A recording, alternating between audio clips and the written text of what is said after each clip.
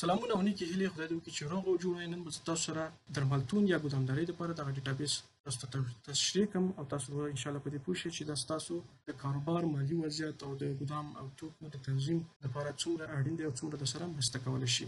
دا ما اوس دپاره د میډیکل سټور په نامه باندې جوړ کړی، خو دا د ګدامدارۍ دپاره مکمل کار کوي. یعنې هغه ګدامونه درته ښیمه چې تاسو مثلا یو سوپر سټور ده یا مغازه ده، هغه توکي د یو شرکت نه اخلي، خپل ګدام کېږدي یا دوکان کېږدي، بیا یې وروسته خرڅوي. او نو په دې حساب باندې که تاسو د شرکتو سمورایي حسابونه لرئ، هغه هم ټول محاسبه کېږي، بیلانسونه درته ښودل کېږي، او همدا ډول کوم مشتریان چې تاسو نه په پور باندې توکي وړي هغه هم درسره شریکوي. دې نه علاوه تاسو ته په یو څرک کې، په یو نظر کې د مالي وضعیت هم درته ښیي چې هیلتي ده، ریسکي ده یا کوم حالت کې ده.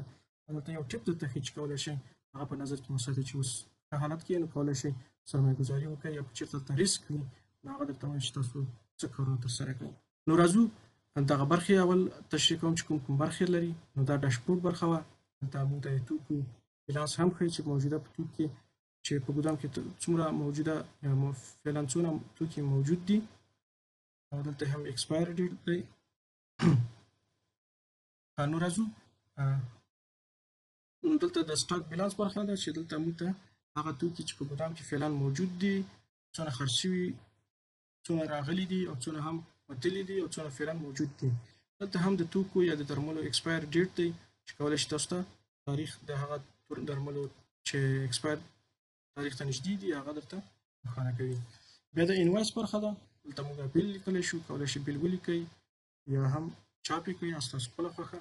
سپلایر جورنال، دلته د کوم توکي چې تاسو د شرکتونو نه اخلئ د هغې ټول حسابونه دي، بیلانسونه دي.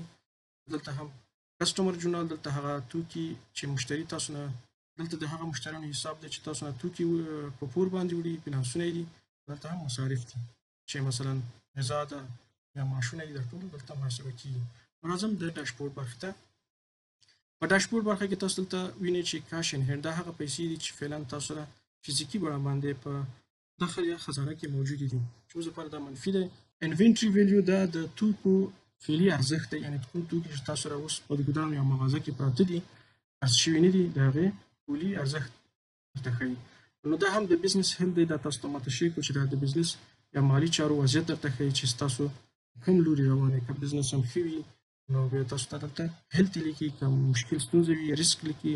همدا ډول نورې لازمې چارې درسره شریکوي چې تاسو باید کولی شئ هغه په نظر کې ونیسئ او اقدام وکړئ.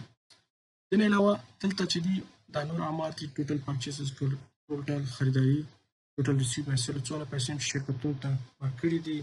دلته سپلای ریمینینګ ډیوز، یعنې څونه پیسې چې ټوټل پاتې دي د شرکتونو په تاسو باندې، د ټولو شرکتونو مجموعه ده، کوم پورونه چې کوم پیسې چې ته باید شرکتونو ته ورکړې. ټوټل سیلز دا هغه ټول خرڅلاو دی.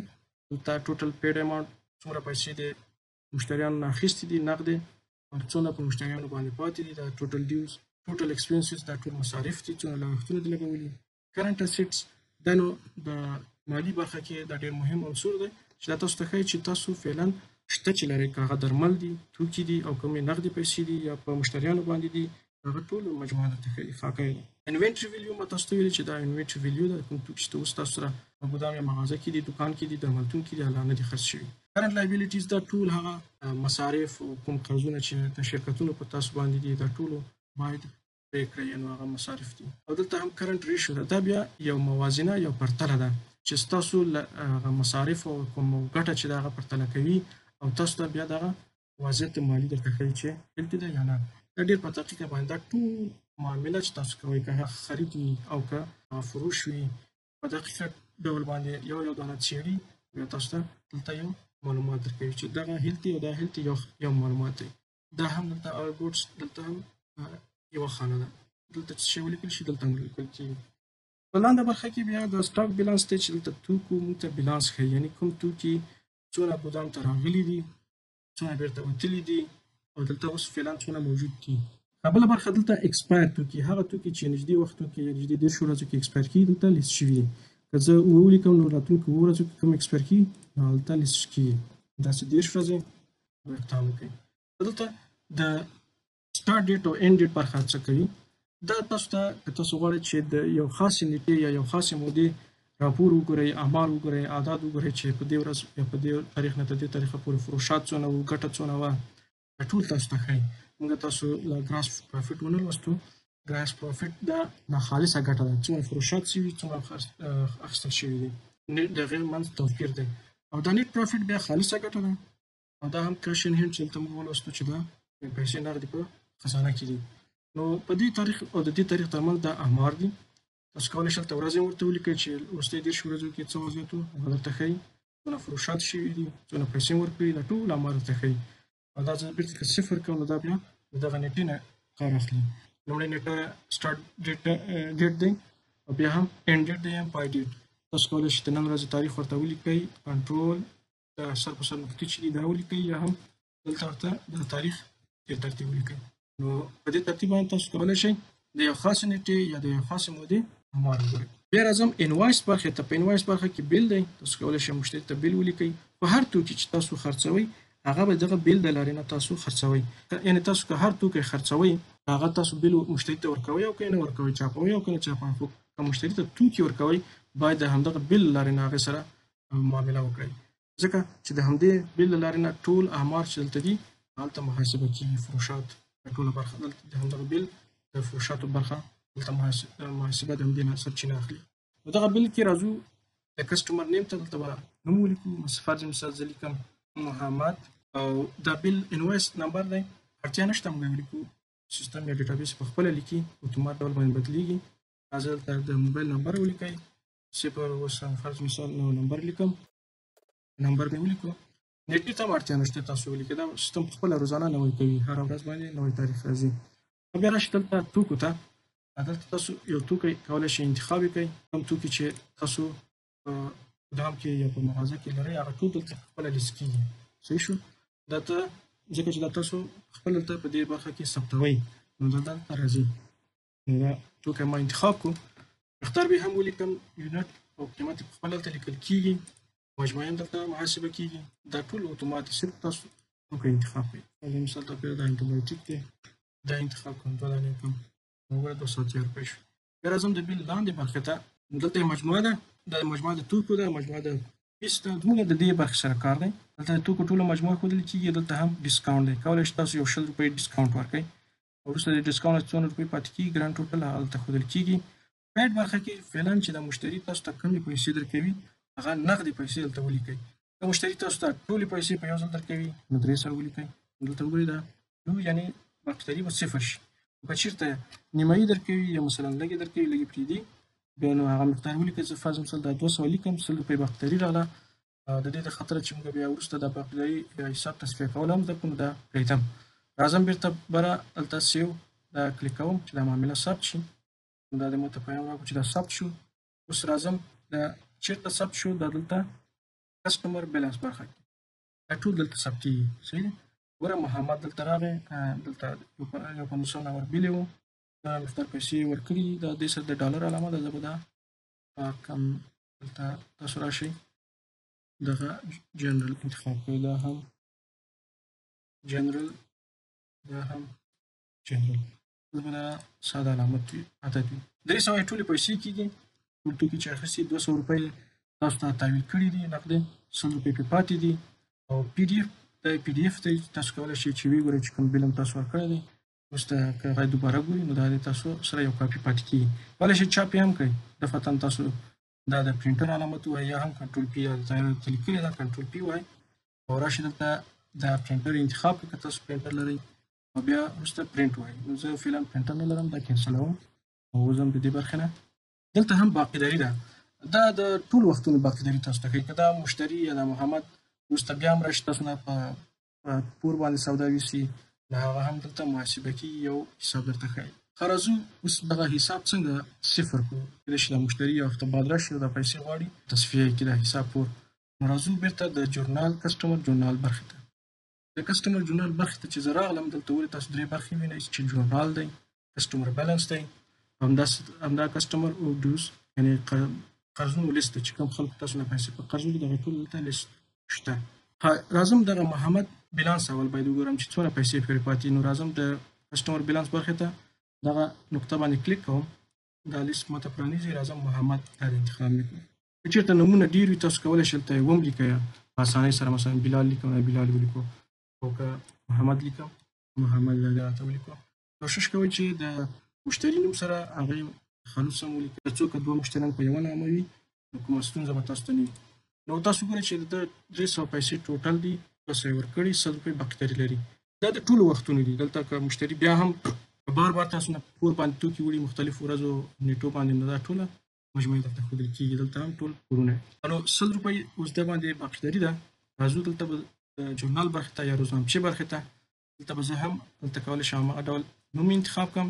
مقدار د پیسو 100 روپۍ دي 100 روپۍ 100 روپۍ مې ولیکې د نن ورځې نیټه به ورته ولیکم. تاسو کولی شئ چې کنټرول سر په سر نقطې ولیکئ یا هم په همدې ډول باندې تاریخ ولیکئ. تاریخ لیکلو کې به یو شي ته مو پام وي چې کوم تاریخ چې په کوم ترتیب باندې دلته لیکل شوی یا دلته د کمپیوټر کې موجود دی ستاسو هماغه ترتیب باندې به لیکئ. دلته اول میاشت نوم دی نمبر دی بیا د نیټې ورځ ده 24مه ورځ ده یعنې د دې میاشتې او 2025 کال دی. په همدې ترتیب ولیکئ. دا ترتیب به نه کوئ چې مثلا 24 ولیکئ اول بیا د میاشتې نوم ولیکئ بیا 25 یا هم داسې ولیکئ چې 0 او دا ترتیب به هم نه کوئ. څه ترتیب چې د اول نه ده هماغه به تعقیبوئ.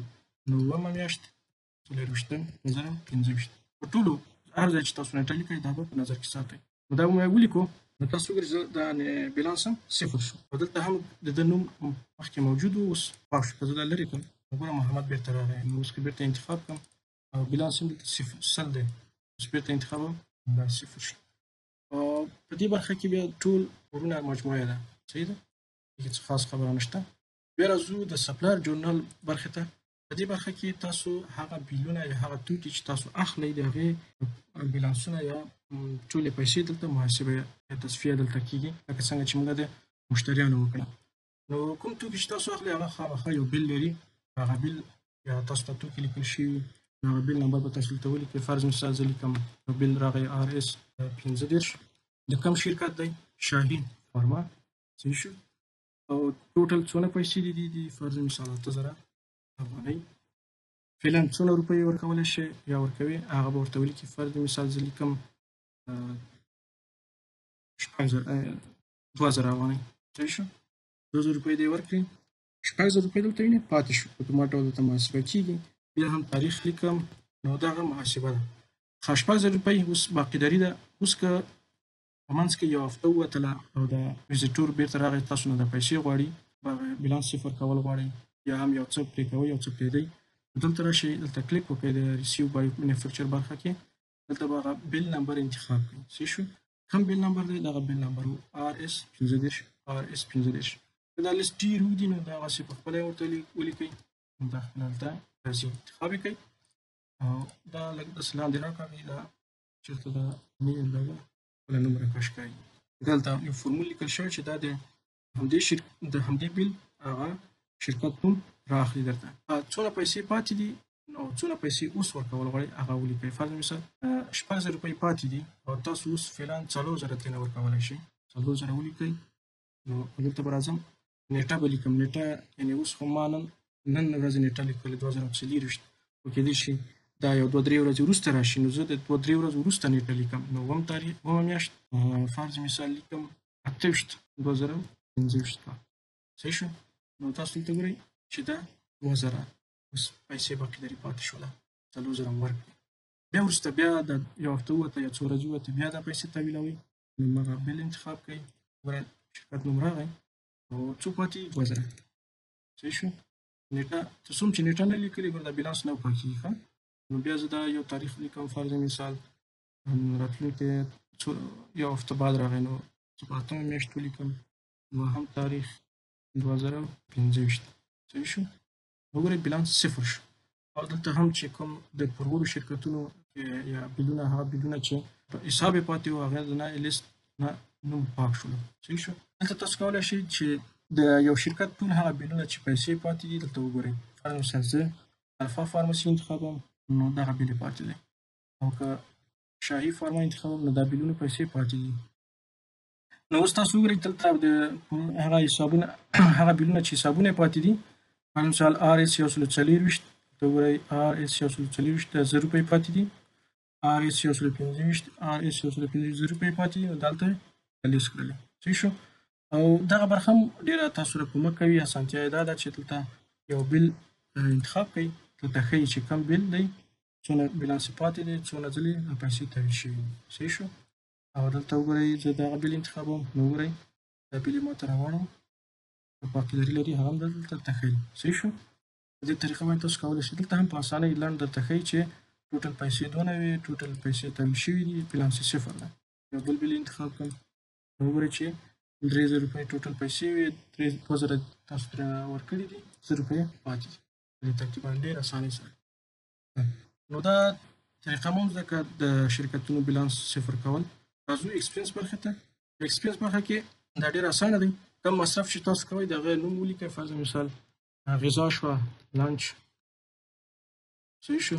څونه روپۍ چې 500 روپۍ مثلا یو غذا شوله، نه وبښئ. دلته د هغه رستورانت نوم ولیکئ یا کوم دوکان نه چارج اخلئ.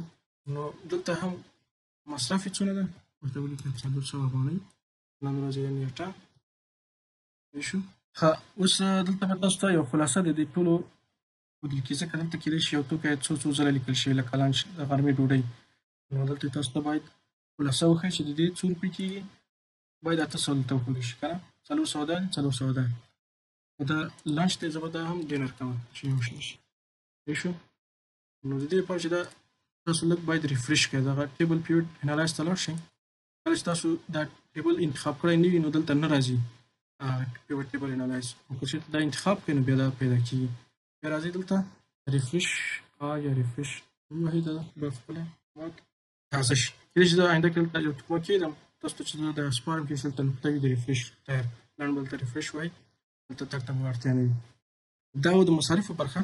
اوس به راشو موږ توکي څه رقم ته ثبت کړو. چې موږ کله توکي اخلو نو راځو به سټاک ان برخې ته. دې سټاک ان برخه کې تاسو کولی شئ کوم توکي چې شرکتونه اخلي یو یو ثبت کړئ.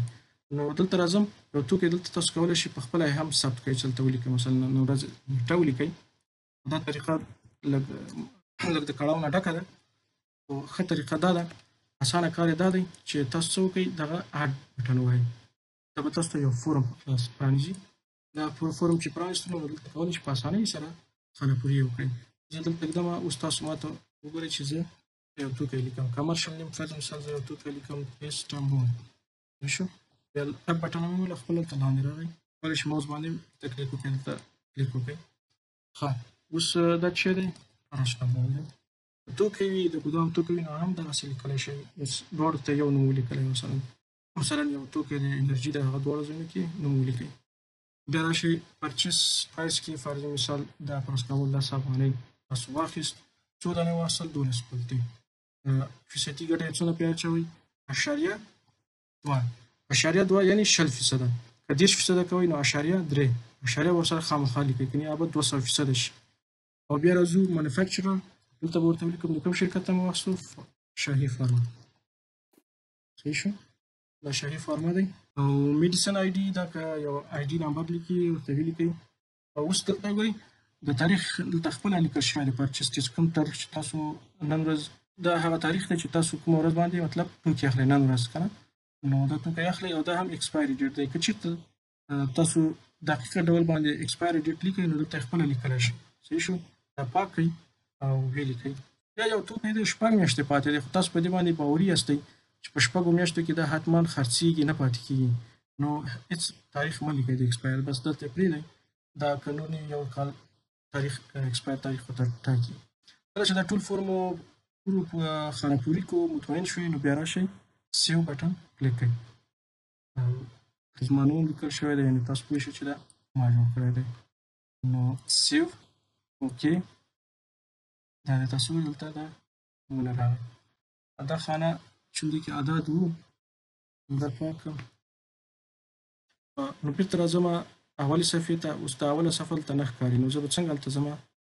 دا کلیک کړم، دا صفحه راغله. کولی شئ د دې لارې نه ورشم، دلته دا کلیک کړئ، دې باندې دا صفحې طرف ته چپ طرف ته ځي. نو بېرته اولې صفحې ته راغلم. اوس دلته څه هم پوښتنه لرئ نو کولی شئ زما وټساپ شمېرې ته اړیکه راسره ونیسئ. مننه، ښې چارې.